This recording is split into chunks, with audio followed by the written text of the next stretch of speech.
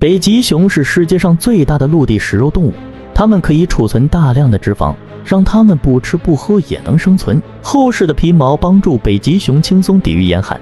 海豹是北极熊的重要食物来源。视频中，北极熊知道要跟着这些肥美的食物而移动。海豹在冰层下的水中活动，因为海豹为哺乳动物，不能在水中呼吸，需要回到冰面以上换气。海豹换气有固定的换气口，在冰面上的一个洞，北极熊找到换气口，守株待兔，等到海豹换气时，趁机抓来吃。